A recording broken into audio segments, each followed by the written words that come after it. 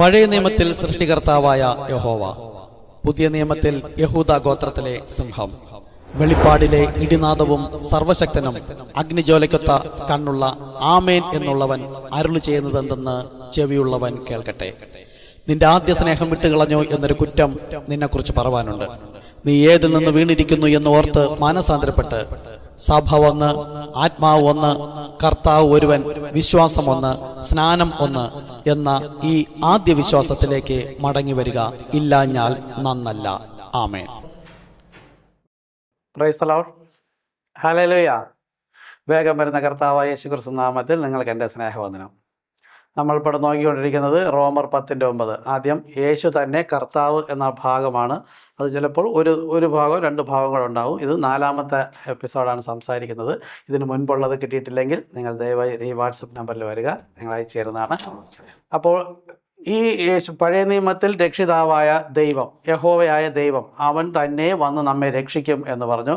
ഔവണ്ണം ആ രക്ഷകനെ പ്രതീക്ഷിച്ചിരുന്നത് മലാഖി 3:1 പറയുന്നു, നിങ്ങൾ അന്വേഷിക്കുന്ന നിയമദൂതനും കർത്താവും. അപ്പോൾ നിങ്ങൾ അന്വേഷിച്ചിരിക്കുന്ന കർത്താവ് ആണ് വരാൻ പോകുന്നത്. അപ്പോൾ വരുന്നത് കറക്റ്റായിട്ട് പഴയ നിയമത്തിലെ സൃഷ്ടികർത്താവായ ദൈവം തന്നെയാണ്. അവരുടെ മക്കൾ വഴിതെറ്റിപ്പോയപ്പോൾ ആ മക്കൾ ജഡരക്തങ്ങളോടുകൂടി ആയതുകൊണ്ട് അവരെ തിരഞ്ഞെടുത്ത സ്വന്തമായ പിതാവ്. ആവർത്തന പുസ്തകം 7:6 പറയുന്നു, ഇസ്രായേലെ കേൾക്ക, നിന്നെ ഭൂമിയിലെ സകല വംശങ്ങളിലും വെച്ച് ഞാൻ എൻ്റെ സ്വന്തം ജനമായി തിരഞ്ഞെടുത്തിരിക്കുന്നു. അങ്ങനെ യഹോവയാണ് ഇസ്രായേൽ ജനത്തെ സ്വന്തമായി തിരഞ്ഞെടുത്തത്. അതുകൊണ്ടാണ് യോഹന്നാൻ 1:11 വന്നത്, സ്വന്തമായവൻ, അവർ സ്വന്തമായവരിലേക്ക് വന്നു, സ്വന്തമായവരോ അവനെ തള്ളിക്കളഞ്ഞു. അപ്പോൾ ഇത്രയും കണ്ടതിൽ നിന്ന് നമുക്ക് മനസ്സിലായി സൃഷ്ടികർത്താവായ യഹോവ തന്നെയാണ് മക്കളുടെ ഇടയിലേക്ക് ഇറങ്ങി വരുന്നതെന്ന്. അങ്ങനെ നമ്മൾ കന്യക ഗർഭിണിയായി വന്നത് യേശു ക്രിസ്തുവാണ്. പക്ഷേ ഒരു മന്ദിരത്തിലേക്ക് വരും, അതായത് ശരീരത്തിലേക്ക് വരുമെന്ന് പറഞ്ഞാൽ ആ ശരീരമാണ് കന്യകൾ നടത്തത്. അതിൽ വന്നത് ആരാണ്? ദൈവം തന്നെയാണ്. അതുകൊണ്ടാണ് ഇമ്മാനുവേൽ എന്നും അവൻ തന്നെയാണ് നിത്യവും പിതാവ്. ഇത്രയും നമുക്ക് മനസ്സിലായി. ഇനി ഈ വന്ന യേശു അല്ലെങ്കിൽ യഹോവ രക്ഷകൻ വരുമ്പോൾ വേറെ ഏതെങ്കിലും വചനങ്ങൾ പറഞ്ഞിട്ടുണ്ടോ എന്ന് നമുക്ക് നോക്കാം. അത് യെശയ്യാ പ്രവാചകൻ്റെ പുസ്തകം 40:3 ഒരു വെളിപ്പാടാണ്. അതായത് പ്രവചനം, കർത്താവ് വരുന്നതിന് വേണ്ടിയിട്ടുള്ള ഒരു വചനം മുൻകൂട്ടി പറഞ്ഞിരിക്കുകയാണ്. യെശയ്യാ പ്രവാചകൻ 40:3. കേട്ടോ, ഒരുത്തൻ വിളിച്ചു പറയുന്നത്, മരുഭൂമിയിൽ യഹോവയ്ക്ക് വഴിയൊരുക്കുവിൻ, നിർജ്ജന പ്രദേശത്ത് നമ്മുടെ ദൈവത്തിന് ഒരു പെരുവഴി ഒരുക്കുവിൻ. അപ്പോൾ മരുഭൂമിയിൽ വിളിച്ചു പറയുന്നവൻ എന്തു പറയും? അവൻ എന്തു ചെയ്യും? യഹോവയ്ക്ക് വഴിയൊരുക്കും, ദൈവത്തിന് ഒരു പെരുവഴി ഒരുക്കും. ഇതാണ് യഹോവ വരുന്നതിന് മുമ്പേ ഒരുവൻ അയക്കുന്നത്. അവൻ വന്നാണ് വഴി നിരത്തുന്നത്. അവൻ വരുമ്പോൾ എന്താവും? എല്ലാ താഴ്വരയും നികന്നും എല്ലാ മലകളും കുന്നും താണതും ഉയർന്നും വളഞ്ഞത് ചൊവ്വായും ദുർഘടങ്ങൾ സമമായും തീരും. അതായത് യേശുവിൻ്റെ 1ാമത്തെ വരവിൽ അല്ലെങ്കിൽ യഹോവയുടെ 1ാമത്തെ വരവിൽ പഴയ നിയമത്തിലെ പ്രവാചകന്മാരോട് പഠിപ്പിച്ചിരുന്ന ഒരു വിശ്വാസം, ഏകദൈവ വിശ്വാസത്തിൽ നിന്ന് അവരെല്ലാം പല പല പക്ഷക്കാരായിട്ട് തെറ്റി നിൽക്കുകയായിരുന്നു. അങ്ങനെ അവരെ വചനം നൽകി പഠിപ്പിച്ച ആ യഹോവയായ ദൈവം തന്നെ വരുമ്പോൾ വിവിധ ഭാഗങ്ങളായി നിൽക്കുന്നതിൽ ശരിയായ വിശ്വാസത്തിലേക്ക് മടക്കി കൊണ്ടുവരുന്നതിനാണ് ഒരുവനെ മുന്നമേ അയക്കുന്നത്. അങ്ങനെ വന്ന വ്യക്തിയാണ് യോഹന്നാൻ സ്നാപകൻ. അപ്പോൾ അദ്ദേഹം യോഹന്നാൻ സ്നാപകൻ വന്നിട്ടാണ് ഈ തെറ്റി നിൽക്കുന്ന സഭകളെല്ലാം യഥാസ്ഥാനത്താക്കുന്നത്. അപ്പോൾ യേശുവിൻ്റെ 2 വരവ് പറയുന്നു, യഹോവയുടെ 2 വരവ് പറയുന്നുണ്ട്. ആ 2 വരവ്, 1ാമത്തെ വരവെങ്കിൽ തെറ്റി നിന്നവരെ യഥാസ്ഥാനത്താക്കുവാനായിട്ട് കർത്താവ് മുന്നമേ ഒരുവനെ അയച്ചിരുന്നു. എന്നാൽ കർത്താവിൻ്റെ 2ാമത്തെ വരവിൻ്റെ മുന്നോടിയാണ് ഇപ്പോൾ നമ്മൾ നിൽക്കുന്നത്. 2000 വർഷം, പുതിയ നിയമസഭ തുടങ്ങി 2000 വർഷമായപ്പോൾ ഇന്നും ഒരു വിശ്വാസം, ഒരു സ്നാനം, ഒരു കർത്താവ്, ഒരു ആത്മാവ്, ഒരു ഉപദേശം എന്ന് പറഞ്ഞിരുന്ന ഒരു സഭ എന്ന് പറഞ്ഞിരുന്നത് തെറ്റി വിവിധ ഭാഗങ്ങളായി നിൽക്കുമ്പോൾ ആ അപ്പോസ്തലന്മാരിലൂടെ കർത്താവ് പഠിപ്പിച്ച ആ ഏകദൈവ വിശ്വാസത്തിലേക്ക് മടങ്ങി വരേണ്ട ആവശ്യമുണ്ട്. 1ാമത്തെ സഭാകാലം, FSS സഭാകാലം, ഇത് AD 53 മുതൽ 170 വരെ. ഇവിടെയാണ് ദൈവത്തിൻ്റെ വചനം വിതച്ചത്, വിത്ത് വിതച്ചത്, യേശു വിത്ത് വിതച്ചത്. അപ്പോൾ തന്നെ അപ്പോസ്തലൻ പറഞ്ഞ 4:17-18 പ്രകാരം പിശാച് തൻ്റെ കള വിതച്ചു. യേശു ക്രിസ്തു നാമം അശേഷം മിണ്ടരുത്, ആരോട് ഉപദേശിക്കരുത്, ഇത് ദുഷ്ടൻ്റെ വിത്താണ്. അത് ഓരോ സഭയിലും ഇരിക്കുകയാണ്. ഇപ്പോൾ പെന്തക്കോസ്ത് കാലം വെസ്ലി വിളിച്ചുകൂട്ടി, ഞാനിപ്പോൾ പോകുന്നത് 7ാമത്തെ ഈ ലവോദിക്ക കാലത്തുള്ള ദൈവസഭ. ആ സഭയിലേക്ക് ജനത്തെ വിളിക്കുമ്പോൾ പെന്തക്കോസ് മുതൽ ഈ കത്തോലിക്ക വരെ ഉള്ള സഭകളിലേക്കാണ് ഈ ഒന്നാമത്തെ എഫെസസ് സഭയിൽ നിന്ന് തെറ്റിപ്പോയ ജനത്തെ വിളിച്ച് പുറത്തേക്ക് കൊണ്ടുവരുന്നത്. അപ്പോൾ അന്ന് യോഹന്നാൻ സ്നാപകൻ വന്നപ്പോൾ തെറ്റി നിന്ന് 40 യശയ്യാ 40:4 എല്ലാ താഴ്വരയും നികന്നും എല്ലാ മലയും കുന്നും താണും വരേണം, വളഞ്ഞത് ചൊവ്വായും ദുർഗണങ്ങൾ സമമായി. അതായത് ഉയർന്ന സഭ താഴ്ന്ന സഭ ഞങ്ങളുടേതാണ്, ജനം കൂടുതൽ, വിശ്വാസികൾ കൂടുതൽ, അല്ലെങ്കിൽ സമുദായത്തിൽ പ്രമുഖരായ ആൾക്കാർ, ഇതൊന്നുമില്ല, ദൈവസന്നിധിയിൽ നാം എല്ലാം ക്രിസ്തുവിൽ ഒന്നത്രേ.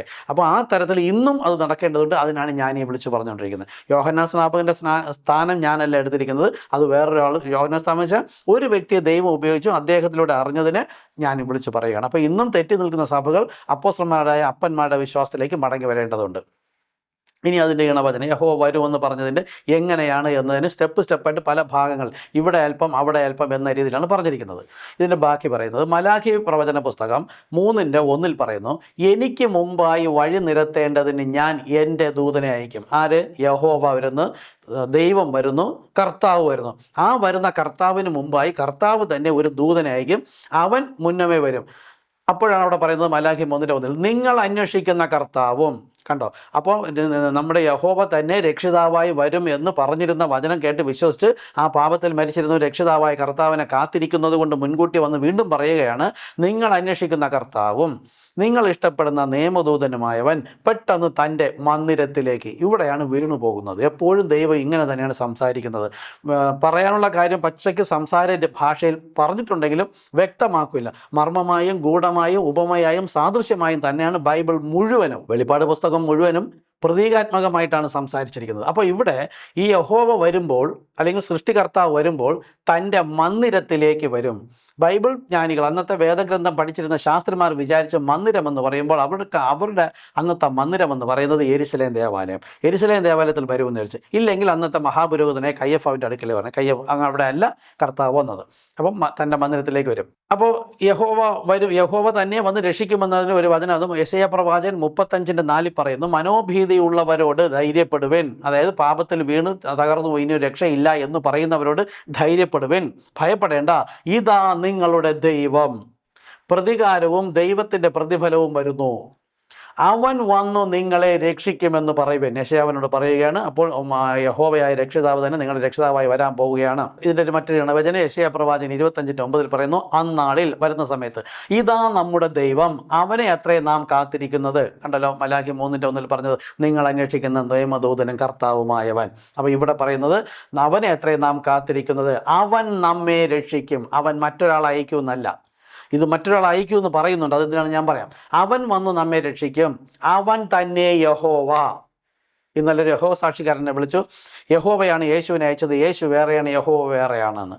എന്നാൽ ഇവിടെ യഹോവയുടെ പുസ്തകത്തിൽ തന്നെ പറയുന്നു, ആ വന്ന് രക്ഷിക്കുന്നവൻ തന്നെയാണ് യഹോവ. പക്ഷെ വരുമ്പോഴോ മന്ദിരത്തിൽ വരും. പക്ഷേ പേരും ഒരുപക്ഷെ മാറ്റുമായിരിക്കും. പേര് മാറ്റിയതിന് കാരണമുണ്ട്, യേശു എന്ന് പേരാക്കിയതിന് കാരണമുണ്ട്. ഒരുവൻ രക്ഷിക്കപ്പെടണമെങ്കിൽ ഒരു നാമം നൽകിയിട്ടുണ്ട്, പാപം മോചിക്കപ്പെടണമെങ്കിൽ ഒരു നാമം നൽകിയിട്ടുണ്ട്. ആ നാമം സ്വീകരിച്ചിട്ട് നാം എല്ലാം ആ നാമം വഴിയായി കർത്താവിലേക്ക് ചെല്ലണമെന്ന് ദൈവ ഇഷ്ടപ്രകാരമാണ് ആ നാമം അവിടെ മാറ്റിയത്. അവൻ വന്ന് നമ്മെ രക്ഷിക്കും, അവനെ എത്രയും നാം കാത്തിരിക്കുന്നത്. എന്നിട്ടോ അവൻ്റെ രക്ഷയിൽ നമുക്ക് ആനന്ദിച്ച് സന്തോഷിക്കാമെന്ന് പറയും യഹോവ രക്ഷിതാവായി വരുമ്പോൾ. ഇനി ഇതിൻ്റെ മറ്റൊരു ഇണവചനം കൂടെ, യഹോവ വരുന്ന കാര്യം ആദ്യം യെശയ്യാ 40:3 പറഞ്ഞു, അത് കഴിഞ്ഞിട്ട് മലാഖി 3:1 പറഞ്ഞു വരുന്നത് എങ്ങനെയാണെന്ന്. ഇനി വരുമ്പോൾ എന്തൊക്കെ സംഭവിക്കണമെന്നത് മലാഖി 4:5-6 യഹോവ ആണ്.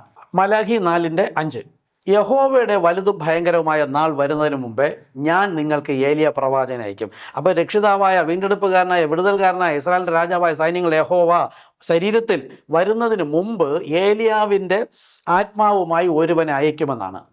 അപ്പോൾ യഹോവ വന്ന്, അതായത് ഞാൻ വന്ന് ഭൂമിയെ സംഹാര ശബ്ദം കൊണ്ട് ദണ്ഡിപ്പിക്കാതിരിക്കേണ്ടതിന് അവൻ, ഏലിയ പ്രവാചകൻ അല്ലെങ്കിൽ ഏലിയാവിൻ്റെ ആത്മാവുമായി വരുന്നവൻ ചെയ്യുന്നത്, അപ്പന്മാരുടെ ഹൃദയം മക്കളോടും മക്കളുടെ ഹൃദയം അപ്പന്മാരോടും നിരപ്പിക്കും. ഇതാണ് വളഞ്ഞതൊക്കെ ചൊവ്വായും ഉയർന്നത് താണും താഴ്ന്നത് ഉയർന്നും. അപ്പോൾ ഈ രീതിയിലാണ് പറഞ്ഞിരിക്കുന്നത്. അപ്പോൾ യഹോവ വരുന്നതിന് മുമ്പേ ഒരുവൻ അയക്കും. അവൻ വന്നിട്ട് ഈ കാര്യങ്ങൾ ചെയ്യുമ്പോൾ, അത് തെറ്റി നിൽക്കുന്ന വിശ്വാസികൾ എന്ന് പറഞ്ഞ് തെറ്റി നിൽക്കുന്നവരെ യഥാസ്ഥാനത്തെപ്പെടുത്തിയിട്ട് അവൻ ആരെ ചൂണ്ടിക്കാണിക്കുന്നുവോ അവൻ യഹോവയാണ്. ഇത് നമ്മുടെ ഹൃദയത്തിൽ ഉറപ്പുണ്ടായിരിക്കണം. പിന്നെ ജഡീയ മനുഷ്യൻ പ്രാകൃത മനുഷ്യൻ ജഡത്തിൽ നോക്കിക്കൊണ്ട് ഇത് ജഡത്തിലല്ലേ, യഹോവ അങ്ങ് മുകളിലല്ലേ, ഇത് കന്യകൾ ജനിച്ചതല്ലേ, നമ്മുടെ ഇടയിലല്ലേ വളർന്നത്, നിനക്ക് 50 വയസ്സ് പോലും ആയില്ലല്ലോ, നിനക്ക് ബോധമുണ്ട്, ഭ്രാന്തുണ്ട് എന്ന് പറഞ്ഞ വേദഗ്രന്ഥത്തെ പഠിച്ചിരുന്ന ശാസ്ത്രിമാരെ പോലെ ആകരുത്. അങ്ങനെ തന്നെയാണ് ഇന്ന് 99% സഭകളും. അപ്പോൾ ഇവിടെ വ്യക്തമായി പറയുന്നു, ഒരു അടയാളമുണ്ട്. ആ അടയാളം വരുന്നവൻ എന്ത് ചെയ്യും? അപ്പന്മാരുടെ ഹൃദയം മക്കളോടും മക്കളുടെ ഹൃദയം അപ്പന്മാരോട് നിരപ്പിക്കും. ഓക്കെ, അപ്പോൾ പഴയ നിയമത്തിൽ ഇപ്രകാരം പറഞ്ഞിരുന്ന ഒരു വ്യക്തി ഇവിടെ വന്ന് ആ പ്രവൃത്തി ചെയ്തുവോ? അതിനുശേഷം ആര് വന്നെന്ന് നമുക്ക് നോക്കാം. ഇത് സുവിശേഷങ്ങളിലേക്ക് വരികയാണ്. അപ്പം മലാഖി കൊണ്ട് ഞങ്ങളിപ്പോൾ ഏകദേശം അവസാനിപ്പിക്കുന്നു. അടുത്ത് പുതിയ നിയമത്തിൽ വരെയാണ്. എങ്കിലും ആവശ്യം വരുന്ന സമയത്ത് വീണ്ടും പഴയതിലേക്ക് പോകും. പഴയ നിയമത്തിൽ നിന്ന് അത് നിഴലാണ്, അതിൽ നിന്ന് പൊരുളാണ് ഇവിടെ വരുന്നത്. അപ്പോഴും മനസ്സിലാകാൻ വീണ്ടും നമുക്ക് പഴയതിൽ പോകേണ്ടതുണ്ട്. ലൂക്കോസ് സുവിശേഷം 1:13 ദൂതൻ അവളോട് പറഞ്ഞു, സഖരിയാവെ ഭയപ്പെടേണ്ട, നിന്റെ പ്രാർത്ഥനയ്ക്ക് ഉത്തരമായി നിന്റെ ഭാര്യ എലിസബത്ത് നിനക്കൊരു മകനെ പ്രസവിക്കാം, അവന് യോഹന്നാൻ എന്ന് പേരിടണം. അപ്പോൾ യോഹന്നാനെ ദൈവം ഇവിടെ ഉപയോഗിക്കാൻ പോവുകയാണ് ഏലിയാവിൻ്റെ ആത്മാവുമായി. ഇനി അവൻ എന്ത് ചെയ്യും? 1:16 അവൻ ഇസ്രായേൽ മക്കളിൽ പലരെയും അവരുടെ ദൈവമായ കർത്താവിങ്കിലേക്ക് തിരിച്ചു വരുത്തും. നോക്കൂ, ഇവിടെ ഒരു മർമ്മം പറയാണ്. പുരോഹിതന് പഠിപ്പിക്കേണ്ടതാണ്. ബൈബിൾ കോളേജ് വഴി, ഞാൻ നേരത്തെ പറഞ്ഞു, ബൈബിൾ കോളേജ് തുടങ്ങിയത് മുഴുവൻ പിശാചാണ്. അതുകൊണ്ടാണ് ഇത് ഈ കത്തോലിക്ക ഇവിടെ ഒന്നാമത്തെ എഫെസോസ് സഭ ബൈബിൾ നമുക്ക് എഴുതപ്പെട്ട കാലം, കത്തോലിക്ക, മാർത്തോമ, CSI, ലൂതർ മിഷൻ, പെന്തക്കോസ്, ജോൺ വെസ്ലി, ഇതിൻ്റെ വർഷങ്ങളൊക്കെ ഉണ്ട്. സഭാ കാലങ്ങൾ പഠിപ്പിക്കുന്നുണ്ട്, ആ സമയത്ത് പറയാം. അപ്പോൾ ഈ പെന്തക്കോസ് വരെ ഇരിക്കുന്നവർ ചെയ്തിരിക്കുന്നത് പിതാവ്, പുത്രൻ, പരിശുദ്ധാത്മാവ് എന്ന് പറഞ്ഞാണ്. അപ്പോൾ ഇവിടെ ഇവരെല്ലാം ഈ യഹോവയെ വേറൊരു വ്യക്തിയും യേശുവിനെ വേറൊരു വ്യക്തിയായി പഠിപ്പിക്കുകയാണ്. അങ്ങനെ അല്ല എന്ന് കാണിക്കുകയാണ് ദൈവകൃപയാൽ എനിക്ക് കർത്താവ് വെളിപ്പെടുത്തുന്നത് ഞാൻ നിങ്ങളോട് പറയുന്നത്. അപ്പോൾ ഈ പഴയ നിയമകാലത്ത് യഹോവ വരുമെന്നും സൃഷ്ടിതാവ് വരുമെന്നും പറഞ്ഞിരുന്ന ആ വന്നപ്പോൾ സുവിശേഷത്തിൽ പറയുന്നു, അവൻ ഇസ്രായേൽ മക്കൾ പലരെയും അവരുടെ ദൈവമായ കർത്താവിങ്കിലേക്ക്. അപ്പോൾ പഴയ നിയമത്തിൽ യഹോവ എന്ന പേര് പറഞ്ഞിരുന്നു, കർത്താവെന്നും പറഞ്ഞിരുന്നു. ഇവിടെ വന്നപ്പോഴത്തേക്ക് കർത്താവിന്, ദൈവമായ കർത്താവിങ്കിലേക്ക് തിരിച്ചു വരുത്തും. ആര്? യഹോവ വരുന്നതിന് മുമ്പേ വരുന്നവൻ. അടുത്തവൻ എന്ത് ചെയ്യും? ലൂക്കോസ് സുവിശേഷം 1:17 അവൻ അപ്പന്മാരുടെ ഹൃദയം മക്കളിലേക്കും വഴങ്ങാത്തവരെ നീതിമാന്മാരുടെ ബോധത്തിലേക്കും തിരിച്ചുകൊണ്ട് ഒരുക്കമുള്ള ഒരു ജനത്തെ കർത്താവ്. ഏത് കർത്താവ്? യഹോവയായ കർത്താവ്, അല്ലെങ്കിൽ ദൈവമായ കർത്താവിന് വേണ്ടി വഴി ഒരുക്കുവാൻ അവന് മുമ്പേ, അവനാര്? യഹോവയ്ക്ക് മുമ്പായി ഏലിയാവിൻ്റെ ആത്മാവോടും ശക്തിയോടും കൂടെ നടക്കും. ഇത് ബൈബിളിൽ വ്യക്തമായി ഓരോ കാലഘട്ടത്തിൻ്റെ വചനവും പറഞ്ഞിട്ടുണ്ട്. പക്ഷേ ഞാൻ ഈ പറഞ്ഞു വരുന്നത് ആത്മാവായ ദൈവം തന്നെയാണ് ജഡശരീരത്തിൽ വന്ന ഇമ്മാനുവേൽ. ഭൂമിയിലെ സകല സഭകളും 99-ലധികം സഭകളും ഇത് 2 വ്യക്തിയെന്നും 3 പിന്നെ 3 ചേർന്ന 1 എന്ന് പഠിപ്പിക്കുകയാണ്. അപ്പോൾ നമുക്ക് വ്യക്തമായി മനസ്സിലായി, അവൻ വന്ന് യഹോവ വരുന്നതിന് മുമ്പ് ഏലിയ പ്രവാചകനായിരിക്കും. ഇനി ഇതിൻ്റെ ഒരു അറ്റസ്റ്റേഷൻ, ഒരു വചനം നമുക്ക് നോക്കാം. ഇങ്ങനെ ലൂക്കോസ് സുവിശേഷത്തിൽ വന്ന് ഏലിയാവിൻ്റെ ആത്മാവുമായി ഒരുവൻ വന്ന് യഹോവയ്ക്ക് വഴിയൊരുക്കാൻ വന്നതാണ്, കർത്താവിന് വഴിയൊരുക്കാൻ വന്നതാണ് എന്ന് മനസ്സിലായെങ്കിൽ ഇണവചനം ഉണ്ടായിരിക്കണം. യഹോവയുടെ പുസ്തകം അന്വേഷിച്ച് ഇണവചനമില്ലാതിരിക്കുകയില്ല. മത്തായി 3:1 പറയുന്നത്, ആ കാലത്ത് യോഹന്നാൻ സ്നാപകൻ വന്ന് യഹൂദ്യ മരുഭൂമിയിൽ പ്രസംഗിച്ചു. എവിടെ? യെശയ്യാപ്രവചനം 40 എന്ന് പറഞ്ഞ്, മരുഭൂമിയിൽ വിളിച്ചു പറയുന്നവൻ്റെ വാക്കാവിത്. മരുഭൂമി എന്ന് വെച്ചാൽ എന്താണെന്ന് തുറന്ന് പറയാം. മരുഭൂമിയിൽ പ്രസംഗിച്ചു. മത്തായി 3:3 മരുഭൂമിയിൽ വിളിച്ചു പറയുന്നവൻ്റെ വാക്കാവിത്, കർത്താവിൻ്റെ വഴി ഒരുക്കി. അപ്പോൾ അതാരാണ്? യഹോവയായ ദൈവം, സൃഷ്ടികർത്താവായ ദൈവം, യഹോശുവായി, സകല പ്രപഞ്ചത്തിൻ്റെ സൃഷ്ടികർത്താവ്. പക്ഷെ വരുമ്പോൾ മന്ദിരത്തിലേക്ക്, മലാഖി 3:1, അതായത് ശരീരത്തിലേക്ക് വരും. ഇനി ഇതിൻ്റെ വീണ്ടും ഒരു ഇണവചനം നോക്കാം. മാർക്കോസ് 1:1 ദൈവപുത്രനായ യേശുക്രിസ്തുവിൻ്റെ സുവിശേഷത്തിൻ്റെ ആരംഭം. ഞാൻ നിനക്ക് മുമ്പായി എൻ്റെ ദൂതനെ അയക്കുന്നു, അവൻ നിന്റെ വഴിയൊരുക്കും. മലാഖിയിൽ പറഞ്ഞ കാര്യവും മലാഖി 3:1, മലാഖി 4:5, 6 ലൂക്കോസിൽ പറഞ്ഞത് വീണ്ടും മാർക്കോസിൽ പറയുന്നു, മത്തായിയിൽ പറഞ്ഞു. ഇത്രയും വചനങ്ങൾ ഇവിടെ വ്യക്തമായി കിടക്കുന്നു. അന്ത്യനാളായപ്പോൾ കർത്താവ് ഹൃദയം തുറന്നു തരണേ. ഇത് കണ്ടിട്ട് വിശ്വസിച്ചാൽ നിങ്ങൾ എന്ത് ചെയ്യണം? ഓടിപ്പോയി ഈ വെളിപ്പാട് ലഭിക്കാത്ത പുരോഹിതനോടും വിശ്വാസികളോടും ചോദിക്കുകയല്ല വേണ്ടത്, മുട്ടുമടക്കുക, കർത്താവിനോട് ചോദിക്കുക. കർത്താവ് ഇടപെടും. വിടേണ്ടവരെങ്കിൽ വിടുക. കാര്യം എന്താ? എപ്പോഴും വചനത്തോടു കൂടിയാണ് ചേർന്ന് നിൽക്കേണ്ടത്, വചനവിരുദ്ധമായവരുടെ കൂടെയല്ല ചേർന്ന് നിൽക്കാനുള്ളത്. അതുകൊണ്ടാണ് ഞാനിതെല്ലാം നിങ്ങൾ പഠിപ്പിച്ചിടാൻ താല്പര്യപ്പെടുന്നത്. മാർക്കോസ് 1:2 ഞാൻ നിനക്ക് മുമ്പായി എൻ്റെ ദൂതനെ അയക്കുന്നു, അവൻ നിന്റെ വഴിയൊരുക്കും. കർത്താവിൻ്റെ വഴി ഒരുക്കുവിൻ, അവൻ്റെ പാത നിരപ്പാക്കുവിൻ. അപ്പോൾ പഴയ നിയമത്തിലെ യഹോവ എന്നറിയപ്പെട്ട ആ ദൈവത്തെ പുതിയ നിയമസഭയിൽ യഹോവ എന്ന് ഒരിടത്തും പറഞ്ഞിട്ടില്ല. യേശു പറഞ്ഞു, ഞാൻ എൻ്റെ പിതാവിൻ്റെ നാമത്തിൽ വന്നിരിക്കുന്നു. യോഹന്നാൻ 17:6-26 പറയുന്ന, പിതാവേ, നീ എനിക്ക് തന്ന നിൻ്റെ നാമം ഞാൻ ഇവർക്ക് കൊടുത്തിരിക്കുന്നു എന്ന്. യേശു ഒരിക്കലും യഹോവയാണ് ദൈവത്തിൻ്റെ നാമമെന്ന് വെളിപ്പെടുത്തിയില്ല. ഓരോ കാലഘട്ടങ്ങളിൽ ദൈവം തൻ്റെ നാമത്തെ രൂപാന്തരപ്പെടുത്തുന്നു. അതത് കാലത്തുള്ള ജനം അതാണ് വിശ്വസിക്കാനുള്ള. എപ്പോഴും 99% പഴയതിലേക്ക് പുറകിലേക്ക് മറിഞ്ഞു പോകുന്ന ആൾക്കാരാണ് എല്ലാ കാലത്തും. ഇവിടെ ഇന്നും അങ്ങനെ തന്നെയാണ്. പക്ഷേ പഴയ നിയമത്തിലെ യഹോവയെ ഇവിടെ കർത്താവ് എന്ന് പരിചയപ്പെടുത്തുകയാണ്. അപ്പോൾ യേശു കർത്താവാണോ എന്ന് ചോദിക്കും. അതാണ് ഞാൻ പറഞ്ഞത്, ഈ കർത്താവ് തന്നെയാണ് വന്നത്, പക്ഷേ പേര് ഒന്ന് യേശു എന്നാക്കി. അപ്പോൾ യേശു എന്ന കർത്താവും യഹോവ എന്ന കർത്താവും രണ്ട് എന്ന് പഠിപ്പിക്കുന്നവരാണ് ഭൂമി മുഴുവൻ. അതാണ് നമ്മൾ നോക്കുന്നത് റോമർ 10:9, യേശുവിനെ കർത്താവെന്ന്.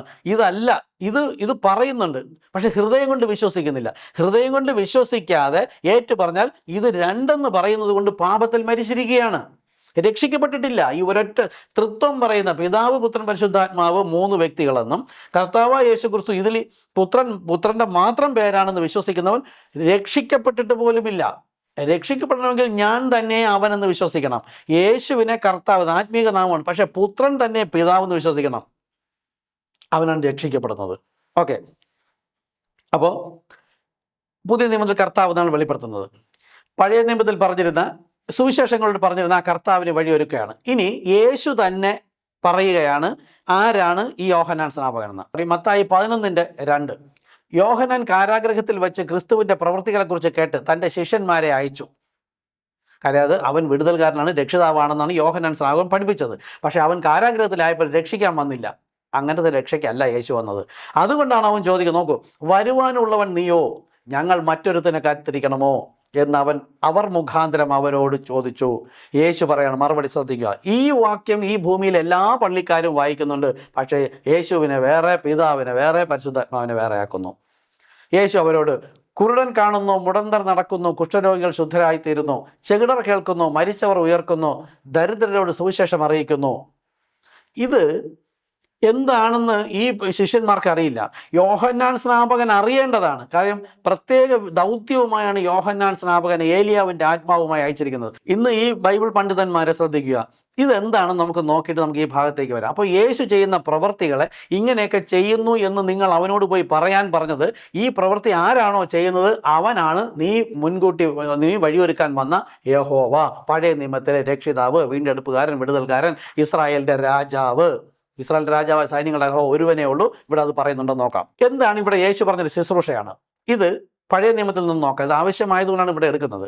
യെശയ്യാപ്രവാചകൻ 42:6 പറയുന്നത്, യേശു ക്രിസ്തു വരുന്നതിന് മുമ്പ്, അതായത് മശിഹ വരുന്നതിന് മുമ്പ് വ്യക്തമായി ഇപ്പം നമ്മൾ പഠിച്ച പ്രകാരം പറഞ്ഞാൽ യഹോവയായ ദൈവം അല്ലെങ്കിൽ സൃഷ്ടികർത്താവായ ദൈവം വരുമ്പോൾ ഒരു ശുശ്രൂഷ ചെയ്യുമെന്ന് പറഞ്ഞിരുന്നു. യെശയ്യാപ്രവാചകൻ 42:6, കുരുട്ട് കണ്ണുകളെ തുറപ്പാനും ബദ്ധന്മാരെ കുണ്ടറയിൽ നിന്നും അന്ധകാരത്തിൽ ഇരിക്കുന്നവരെ കാരാഗ്രഹത്തിൽ നിന്ന് വിടുവിപ്പാനും. അപ്പോൾ യഹോവ വന്നാൽ, അല്ലെങ്കിൽ ഒരു മന്ദിരത്തിൽ ശരീരത്തിൽ യേശുക്രിസ്തു എന്ന നാമത്തിൽ വന്നാൽ എന്തൊക്കെ ചെയ്യും? കുരുട്ട് കണ്ണുകളെ തുറപ്പാനും ബദ്ധന്മാരെ കുണ്ടറയിൽ നിന്നും. നോക്കൂ, ഇത് ബൈബിൾ ആക്ഷരികമായി എഴുതി തന്നിരിക്കുകയാണ്.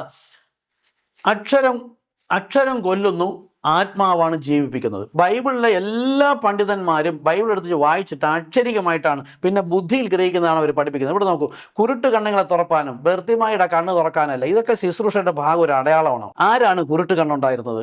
അന്നത്തെ കാഴ്ച ഉണ്ടെന്ന് പറഞ്ഞ് ബൈബിൾ ജ്ഞാനികൾ, ഇന്നത്തെ ബൈബിൾ ജ്ഞാനികൾ പോലെ അത് എടുത്തു പറയണം. ഇത് ഇവിടെ മശിഹ വന്ന് എന്ത് ചെയ്യും? കുരുട്ട് കണ്ണുകളെ തുറപ്പാൻ. ബർത്തിമായുടെ കണ്ണല്ല, കാണുന്നു എന്ന് പറയുന്നവൻ കാണുന്നില്ല എന്ന് പറയുവാനും കാണാതിരിക്കുന്നവർ കാണുവാനുമാണ് യേശു വന്നത്. അതായത് ഈ ആത്മീക അന്ധരായ ഇന്നത്തെയും സകല ബൈബിൾ പുരോഹിതന്മാരുടെയും കണ്ണ് തുറന്നു കൊടുക്കാനാണ്. യെശയ്യാപ്രവാചകൻ 8 വായിച്ചു നോക്കുക. കല്ലറയും കൊണ്ട് സ്ത്രീയുടെ കാര്യങ്ങൾ താഴ്ത്ത് വായിച്ചു നോക്കുക. യേശു ഈ പരീശന്മാരുടെ ശാസ്ത്രിമാരോട് സംസാരിക്കുമ്പോൾ അവരൊക്കെ എന്തെല്ലാം പറയുന്നത്? അവരുടെ ആത്മക്കണ്ണ് തുറന്നു കൊടുക്കാൻ യേശു എന്തെല്ലാം കാര്യങ്ങളാണ് പറയുന്നത്? അവർ കേൾക്കുന്നില്ല. അവർ പുറമെ ബുദ്ധി കൊണ്ടാണ് ചിന്തിക്കുന്നത്. ഇന്നും അതുപോലെ തന്നെയാണ് ഞാൻ ഈ വിളിച്ചു പറയുന്നത്. അപ്പോൾ കുരുട്ട് കണ്ണുകളെ, അതായത് ആത്മീക ഈ കാലം ലവോദിക്ക സഭാകാലം എങ്ങനെയാണ്? ഇന്നത്തെ സഭകൾ നോക്കൂ, ഞാൻ ധനവാൻ, സമ്പന്നൻ, എനിക്ക് ഒന്നിനും മുട്ടില്ല എന്ന് പറയുന്നവരെ സഭകൾ മുഴുവൻ. എന്ത് പഠിപ്പിക്കാൻ പോയാലും വേണ്ട, ഒന്നും പറയണ്ട, ഞങ്ങൾക്കെല്ലാം അറിയാം. പക്ഷെ അവർ വാസ്തവത്തിൽ ദൈവസന്നിധിയിൽ ആരാണ്? അരിഷ്ടനും നഗ്നനും കുരുടനും. കാഴ്ചയില്ല. ആത്മീയ കാഴ്ചപ്പാടെന്ന് പറഞ്ഞ ഒരു അംശം പോലും ഇല്ല. എങ്കിൽ യേശു ക്രിസ്തു പറഞ്ഞു, എങ്കൽ ഇടറാത്തവൻ ഭാഗ്യവാൻ. ഈ കർത്താവായ യേശു ക്രിസ്തുവിൽ മുഴുവൻ സഭകൾ ഇടറി കിടക്കുകയാണ്. കാര്യം എന്താ? ഈ പിതാവ് പുത്രൻ പരിശുദ്ധാത്മാവ് എന്ന് കൊണ്ടുവരുമ്പോൾ ഇതിനെ 3 വ്യക്തിയാക്കുന്നതുകൊണ്ട് സകലരും ഇടറിയിരിക്കുകയാണ്. ആർക്കെങ്കിലും എന്തെങ്കിലും മനസ്സിലാവണമെങ്കിൽ വിളിക്കാം, നിങ്ങളൊരു പാപി തന്നെ ആയിരിക്കണം. ഒരു രക്ഷയുമില്ല, ആരും വിടുവിക്കാനോ ഒന്നുമില്ല, ഒരു യോഗ്യതയും ഇല്ല എന്ന് പറയുന്നവർക്കാണ് ഏറിയ ഭാഗവും മനസ്സിലാവണം. ജ്ഞാനികൾക്കും വിവേകികൾക്കും ദൈവം തൻ്റെ മർമ്മം, ഈ രഹസ്യം മറച്ചു വച്ചിരിക്കുകയാണ്. അപ്പോൾ ബദ്ധന്മാരെ കുണ്ടറയിൽ നിന്നും, ബദ്ധന്മാരാരാ? യേശു ക്രിസ്തു വരുന്ന സമയത്ത് നടക്കേണ്ട ശുശ്രൂഷയാണ്. യോഹന്നാന് പോയി പറയാനാണ് പറഞ്ഞത്. ബദ്ധന്മാരാരാ? പഴയ നിയമകാലത്ത് പ്രവാചകന്മാരിലൂടെ മോശയിലൂടെ അറിയിച്ച ദൈവവചനം കേട്ട് വിശ്വസിച്ച് തങ്ങളെ തന്നെ ആ വചനപ്രകാരം ജീവിക്കാൻ ബന്ധപ്പെടുത്തിയ, അവർ ജീവ അവസാനം വരെ തങ്ങളെ തന്നെ ബന്ധപ്പെടുത്തി ക്രിസ്തുവിൽ അല്ലെങ്കിൽ ദൈവവചനത്തിൽ മരിച്ചുപോയവർ ഇരിക്കുന്നത് പർദീസയിലാണ്. അവരാണ് ബദ്ധന്മാർ. യേശു ക്രൂശിൽ മരിച്ച സമയത്ത് അവിടെ പോയി എഫേസ്യർ ലേഖനം 4:8 വായിച്ചു നോക്കുക. ബദ്ധന്മാരെ വിടുവിച്ച് മുകളിലേക്ക് കയറി അവർക്ക് നല്ല ദാനങ്ങളെ കൊടുത്തു. ഇതൊക്കെ യേശു ചെയ്യേണ്ട ശുശ്രൂഷയാണ്. അപ്പം ഭൂമിക്ക് മുകളിൽ 2 മെയിൻ, ഇവിടെ ഉദ്ദേശം ഭൂമിക്ക് മുകളിൽ 2 ശുശ്രൂഷയും ഭൂമിക്കടിയിൽ 2 ശുശ്രൂഷയും. ഇതാണ് മെയിൻ. ബാക്കി യേശുവിടെ പാപമോചനത്തിനും ഒക്കെ വന്ന് അദ്ദേഹം മെയിൻ തന്നെയാണ്. അപ്പം കുരുട്ട് കണ്ണുകളെ തുറപ്പാനും ബദ്ധന്മാരെ കുണ്ടറയിൽ നിന്നും നോക്കൂ. ഇന്നും ഞാനീ വിളിച്ചു പറഞ്ഞുകൊണ്ടിരിക്കുന്നത്, ഇതിനു മുമ്പേ ഒരു വ്യക്തിയിലൂടെയാണ് കർത്താവ് ഇതെല്ലാം സംസാരിച്ചത്. ഞാനും ഇന്ന് വിളിച്ചു പറഞ്ഞുകൊണ്ടിരിക്കുന്ന ഈ ജ്ഞാനികളെന്നും വിശ്വാസികളെന്നും പറഞ്ഞ് നിങ്ങളെല്ലാം കറക്റ്റാണ്, എൻ്റെ പുരോഹിതൻ കറക്റ്റാണ്. ടി വിയിലൂടെ മാധ്യമങ്ങളിലൂടെ ഒരുപാട് കൊലവിളി നടത്തുന്ന ഒരുപാട് പാസ്റ്റർമാരുണ്ട്. ഒരെണ്ണം ആത്മീയ കാഴ്ച പ്രാപിച്ചവരല്ല. അവരെ വിട്ട് ഓടുവിനെന്ന ബൈബിൾ പറയുന്നത്, ജ്ഞാനികളെ വിട്ട്. അങ്ങനെ ഉള്ളവരുടെ കണ്ണു തുറക്കാനും കൂടെയാണ് ഞാൻ പറയുന്നത്. നോക്കൂ, ബദ്ധന്മാരെ കുണ്ടലിൽ നിന്ന് വിടിപ്പാനും, പിന്നെയോ അന്ധകാരത്തിൽ ഇരിക്കുന്നവരെ കാരാഗ്രഹത്തിൽ നിന്ന് വിടിവിപ്പാനും. ഈ യെശയ്യാപ്രവചനം 42:6 ഇതിൻ്റെ ഇണവചനമുണ്ട്. അവിടെ 4 കാര്യം പറയുന്നുണ്ട്. യേശു 4 കാര്യം ചെയ്യുകയും ചെയ്തു. അപ്പോൾ ആരാണിത്? അന്ധകാരത്തിൽ ഇരിക്കുന്നവരെ, കാരാഗ്രഹത്തിൽ നിന്ന്. നോഹയുടെ കാലത്ത് അനുസരണം കെട്ടവരോട് യേശു സുവിശേഷം, ശരീരം കല്ലറയിലിരിക്കുമ്പോൾ യേശു ക്രിസ്തു എന്ന ആത്മാവ്, വാസ്തവത്തിൽ യേശു ക്രിസ്തു എന്ന ആത്മാവ് ജീവനുണ്ട്. മരിച്ചത് ശരീരമാണ്, നിർജ്ജീവമായത്. യേശു ക്രിസ്തു ദൈവമാണ്. ദൈവത്തിന് മരിക്കാൻ കഴിയുമോ? മരണം എന്ന് പറയുന്നത് ശരീരത്തിൽ നിന്ന് ആത്മാവ് വേർപെടുന്നതാണ് മരണം. ഈ ശരീരത്തെ സൃഷ്ടിച്ച ദൈവമാണ് പിതാവ്. ആ പിതാവ് തിരികെ കല്ലറയിലിരിക്കുന്ന ശരീരത്തിലേക്ക് ചെന്ന് പ്രവേശിക്കുന്നതാണ് പിതാവ് എന്ന ആത്മാവ് പുത്രൻ എന്ന ആ തൻ്റെ സൃഷ്ടിയായ ശരീരത്തെ ജീവൻ വെപ്പിക്കുന്നത്. ഇതാണ് പിതാവ് പുത്രനെ വേർപ്പിച്ചത്. ലോകത്തിന് എന്തെല്ലാം പഠിപ്പിക്കുന്നു. ഇനി ഇതിൻ്റെ മറ്റൊരു ഇണവചനം ലൂക്കോസ് സുവിശേഷം 4-ാമത്തെ അധ്യായം 17-ാമത്തെ വാക്യം. നിങ്ങൾ ബൈബിൾ എടുത്ത് നോക്കുക. യെശയ്യാപ്രവാചകന്റെ പുസ്തകത്തിൽ അവൻ നിവർത്തി കൊടുത്തു. അവന് പുസ്തകം വിടർത്തി. നോക്കൂ, ഇതെല്ലാം ദൈവഹിത പ്രകാരമാണ്. യേശുവിനെ പരിശോധിക്കാൻ കൊടുത്തതാണ്. അത് അവർ പറയണേ. ലൂക്കോസ് 4:18 ദരിദ്രരോട് സുവിശേഷം അറിയിപ്പാൻ കർത്താവ് എന്നെ അഭിഷേകം ചെയ്യുകയാൽ അവൻ്റെ ആത്മാവ് എൻ്റെ മേലുണ്ട്. ദരിദ്രന് കൊടുക്കാൻ പറഞ്ഞാൽ ഈ വഴിവൊക്കെ ഇരിക്കുന്നവരെ ദരിദ്രരല്ല. യേശു ആക്ഷരികമായി ഐഹികമായി ചെയ്യാനല്ല, ആത്മീയമായ കാര്യങ്ങൾ ഇതിലൂടെ ബുദ്ധിയിൽ പഠിപ്പിക്കുന്നത് മുഴുവൻ ജഡീകം, അത് മുഴുവൻ പ്രാകൃത മനുഷ്യന്മാരാ. അപ്പം ആരാണ് ഈ ദരിദ്രർ? കിണറ്റിലെ വേശി, ലാസർ, മറിയ, ബർത്തിമായി, ആ കല്ലറിയാൻ കൊണ്ടുവന്ന സ്ത്രീ, ഇതുപോലെയുള്ളവരെ പള്ളി കയറ്റില്ല, പാപികളാ. അവർക്ക് ദൈവത്തിൻ്റെ വചനം കേൾക്കണമെന്ന് ആഗ്രഹമുണ്ടായിരുന്നു. അവർ ആത്മാവിൽ ദരിദ്രരായിരുന്നു. ഗദർദേശത്ത് ഭൂതം പിടിച്ചു കിടന്നവൻ ഇവരെല്ലാമാണ് ആത്മാവിൽ ദരിദ്ര, ആത്മീക വളർച്ചയ്ക്ക് വേണ്ടി വചനം കിട്ടാതെ ദരിദ്രരായിരുന്നവരാണ്. അവരോട് സുവിശേഷം അറിയിക്കാൻ. മറ്റവനുള്ളവൻ കാണുന്നു എന്ന് പറയുന്നു, അവൻ കാഴ്ചയില്ലാത്തവനാണ്, അവൻ അന്ധനാണെന്ന് കാണിക്കാനും കൂടിയാണ് യേശു വന്നത്. അപ്പോൾ ദരിദ്രരോട് സുവിശേഷം അറിയിപ്പാൻ അതിനാണ് അഭിഷേകം ചെയ്തിരിക്കുന്നത്. അടുത്ത 2-ാമത്തെ കാര്യം, ബദ്ധന്മാർക്ക് വിടുതലും. അതാ ഞാൻ പറഞ്ഞു, പഴയ നിയമത്തിലെ ദൈവവചനം കേട്ട് വിശ്വസിച്ച് പ്രമാണിച്ചനുസരിച്ച് തങ്ങളെ തന്നെ അതിനോടൊപ്പം ജീവിക്കാൻ ബന്ധപ്പെടുത്തിയവരെ. ഇത് ചെയ്യുന്നതാരാണ്? ബദ്ധന്മാരെ വിടുവിച്ചു കൊണ്ടുപോകുന്നത്. സങ്കീർത്തനം 68:18 വായിച്ചു നോക്കുക. യഹോവയാണ് നീ ബദ്ധന്മാരെ വിടുവിച്ച് കൊണ്ടുപോയി, യാഹ് എന്ന ദൈവം അവിടെ വസിക്കേണ്ടത് തന്നെ. ഒരു മർമ്മവും കൂടെയാണ് ഇവിടെ പറയുന്നത്. ഈ ബദ്ധന്മാരെ വിടുവിച്ച് മുകളിലേക്ക് കൊണ്ടുവന്നത് യഹോവയാണ്. സങ്കീർത്തനം 68 പറയുന്നത് യഹോവയ ദൈവം തന്നെയാണ്. കാര്യം ഇറങ്ങി വരുന്നത് ദൈവമാണല്ലോ യഹോവ. പിന്നെ യേശു എന്ന പേരിൽ കണ്ടതുകൊണ്ട് വേറെ ആൾക്കരുത്. ആത്മീകൻ ഇത് ഇടുക്കുവാതിലാണ്. ഇത് കണ്ടെത്തുന്നവരും അറിയുന്നതും ചുരുക്കമാണ്. 99% വിശാല വഴി കൂടെ പോയിക്കൊണ്ടിരിക്കുന്നവരാണ്. അപ്പോൾ അങ്ങനെ ഉള്ള യേശുവിൻ്റെ ശരീരം കല്ലറയിൽ ഇരിക്കുന്ന സമയത്ത് ആത്മാവായ ദൈവം ഇമ്മാനുവേൽ, ആ ആത്മാവ് പേര് യേശു ക്രിസ്തു എന്ന അംശം കൊടുത്തതാണ്. ആ ആത്മാവ് എന്ത് ചെയ്തു? ബദ്ധന്മാരെ വിടുവിച്ച് മുകളിലേക്ക് കൊണ്ടുപോയി. എഫേസ്യർ 4:8 വായിച്ചു നോക്കൂ. എന്നിട്ട് ഈ പരിശുദ്ധാത്മാവിനാണ് കൊടുക്കുന്നത്. നല്ല ദാനങ്ങളെ കൊടുത്തു. ബദ്ധന്മാരെ വിടുവിച്ച് മുകളിലേക്ക് കയറി അവർക്ക് നല്ല ദാനങ്ങളെ കൊടുത്തു. എഫേസ്യർ 4:8. ഈ നല്ല ദാനം എന്താണ്? അപ്പോസ്തലർ 2:38 പരിശുദ്ധാത്മാവ് എന്ന ദാനം ലഭിക്കും. ദാനം എന്ന് പറയുന്നത് പരിശുദ്ധാത്മാവാണ്. പക്ഷേ ആ പരിശുദ്ധാത്മാവിനെ 3-ാമത്തെ വ്യക്തിയാക്കിയിരിക്കുന്ന ലോകം. ഇവിടെ സങ്കീർത്തനം 68:18 നോക്കുക. ആ യാഹ് എന്ന ദൈവം അവിടെ വസിക്കേണ്ടതിന് അവിടെ ഉള്ളിൽ പരിശുദ്ധാത്മാവാക്കണം. അത് യാഹ് എന്ന ദൈവം, പരിശുദ്ധാത്മാവ് തന്നെയാണ് ഈ ദൈവം. അതാണ് ഇനി ഞാൻ പഠിപ്പിക്കാൻ പോകുന്നത്. യേശു എന്ന് തന്നെ കർത്താവ് എന്നതാണ് ഇതുവരെ പഠിപ്പിക്കുന്നത്. 3-4 എപ്പിസോഡ്, ചിലപ്പോൾ 1-2 ഭാഗം കൂടെ ഉണ്ടാവും, അരമണിക്കൂറുള്ള ഭാഗങ്ങളാണ്. അത് കഴിയുമ്പോൾ യേശു തന്നെ ക്രിസ്തു, അതായത് പരിശുദ്ധാത്മാവും ഈ യേശു തന്നെ അല്ലെങ്കിൽ പുത്രൻ തന്നെ എന്ന് പഠിപ്പിക്കുമ്പോഴാണ് ഇവിടെ കറക്റ്റായി പോകുന്നത്. 68:18 പറയുന്നത് അവിടെ യാഹ് എന്ന ദൈവം വസിക്കേണ്ടതിന് തന്നെ അവർ നല്ല ദാനങ്ങളെ കൊടുത്തു, പരിശുദ്ധാത്മാവിനെ കൊടുത്തു. അതാരാ? ദൈവത്തിൻ്റെ ആത്മാവ്, ദൈവം തന്നെയാണത്. ലോകം ഇത് 3 പഠിപ്പിക്കുന്നു. കുരുട്ട് കണ്ണുകളെ തുറക്കാൻ തന്നെയാണ് ഇന്ന് ഞാൻ സംസാരിക്കുന്നത്. അറിയുന്നു എന്ന് പറയുന്നവർ അറിയുന്നില്ല എന്നും, കാണുന്നു എന്ന് പറയുന്നവർ കാണുന്നില്ല എന്നും, കാണാതിരിക്കുന്ന ഏതെങ്കിലും പാപികൾ എന്നെ ഇപ്പോൾ അടുത്ത സമയത്ത് വിളിച്ചു സംശയങ്ങൾ പുരോഹിതന്മാർ ചോദിക്കുമ്പോൾ പിശാചാണ് സംശയം കൊണ്ടുവരുന്നത്. അവരെ ഓട്ടിച്ചുവിട്ട് ഈ ബോർഡ് വെച്ച് പഠിപ്പിച്ച 3 എപ്പിസോഡേ ഇപ്പോൾ ടെലികാസ്റ്റ് ചെയ്തിട്ടുള്ളൂ. അത് കണ്ടിട്ട് എത്രയോ പേര് വിളിച്ചു ആത്മാവിൽ ദരിദ്രരായവർ, ഒരു യോഗ്യതയില്ലാത്ത സഭകൾ തള്ളിക്കളഞ്ഞവർ. കർത്താവിന് അവരെ മതി. നിങ്ങൾ പേടിക്കേണ്ട, നിങ്ങളുടെ പള്ളിയിൽ നിന്ന് ആരും പുറത്തു വരില്ല. കാര്യം അവർ നിങ്ങൾക്കുള്ളതാണ്. കർത്താവിനുള്ളവർ യേശു പറഞ്ഞു, എൻ്റെ ആടുകളെ ഞാൻ പേർ ചൊല്ലി വിളിച്ച് പുറത്തേക്ക് കൊണ്ടുപോകും. ഒരു സഭയിൽ 2 ടൈപ്പ് ആടുണ്ട്, ചെമ്മരി ആടുകൊണ്ട് കോലാടുണ്ട്. ചെമ്മരി ആട് ഇപ്പം താഴ്മയും വിനയും അതിനെ വഴി നടത്താൻ ആരുമില്ലാതെ വരുമ്പോൾ അവർ ആത്മാവിൽ ദരിദ്രനാവുന്നത്. അവർക്ക് വേണ്ടിയിട്ടാണ് ഈ സുവിശേഷം ഇങ്ങനെ സംസാരിക്കുന്നത്. നോക്ക്, അപ്പോൾ 2ാമത്തെ കാര്യം എന്താണ്? ബദ്ധന്മാരെ വിളിച്ച്. അടുത്ത കുരുടന്മാർക്ക് കാഴ്ചയും. അത് നമ്മൾ നേരത്തെ പറഞ്ഞു.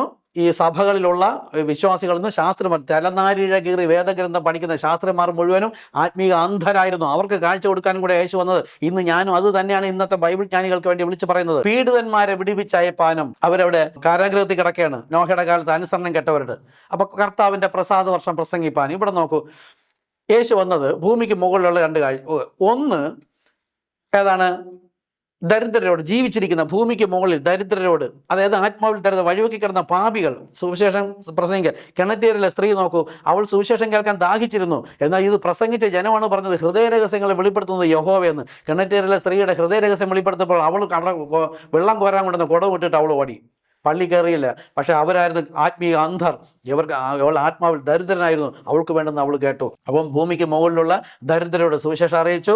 2ാമത് എന്താ? ബദ്ധന്മാരെ വിടുവിക്കുന്നത്. അത് പർദീസയിലാണ് ഇരിക്കുന്നത്. അത് കഴിഞ്ഞിട്ട് 3ാമത്തതോ കുരുട്ടന്മാർക്ക് കാഴ്ചയും. അതായത് ഈ ആത്മീയ അന്ധത ബാധിച്ചിരിക്കുന്നവർക്ക് ഒന്ന് കാഴ്ച കൊടുക്കണം. ദരിദ്രനോട് അറിയിക്കണം, ബദ്ധന്മാരെ പർദീസയിൽ പഠിപ്പിക്കണം. കാഴ്ച ഉണ്ടെന്ന് പറയുന്ന ഇന്നത്തെ ബൈബിൾ ജ്ഞാനികൾ, ബൈബിൾ കോളേജിലൂടെ പഠിപ്പിക്കുന്ന സകല പുരോഹിത വർഗം, അവരുടെ വിശ്വാസികളെന്ന് പറയുന്നത് കുരുടന്മാർ തന്നെയാണ്. അവർക്ക് കാഴ്ച പ്രസംഗിപ്പാനും അടുത്തോ നോഹയുടെ കാലത്ത് അനുസരണം കെട്ട് പീഡനത്തിലായിരുന്ന അവരെ വിടിവിക്കാൻ. ഈ 4 കാര്യം പ്രധാനമായിട്ടും പാപമോചനം, യാഗവും ഒക്കെ ഉണ്ട്. അപ്പോൾ ഈ യെശയ്യാ പുസ്തകം വായിച്ചിട്ട് കർത്താവ് എന്ത് ചെയ്തു? മടക്കി കൊടുത്തു. അപ്പം നിവർത്തി കൊടുത്ത പുസ്തകം മടക്കി കൊടുത്ത എന്താ എന്നിട്ട് യേശു എന്ത് പറഞ്ഞു? ഇന്ന് ഈ തിരുവെഴുത്തിന് നിവർത്തി വന്നിരിക്കുന്നു. അതായത് ഇനി നിങ്ങൾ ഇതിൻ്റെ പിന്നാലെ ഇരിക്കേണ്ടതല്ല, എൻ്റെ പിന്നാലെ വരേണ്ടതാകുന്നു. കർത്താവ് നമ്മെ അനുഗ്രഹിക്കട്ടെ. ഇപ്പോൾ എന്തെങ്കിലും കാര്യങ്ങൾ മനസ്സിലായോ? ഇതിൻ്റെ 2ാം ഭാഗം തൊട്ട് ഉണ്ട്. ഈ ഒരു ഭാഗം ഞാനിവിടെ അവസാനിപ്പിക്കുന്നു. എൻ്റെ പേര് Paul Raj, Thiruvananthapuram Neyyattinkara. Thank U.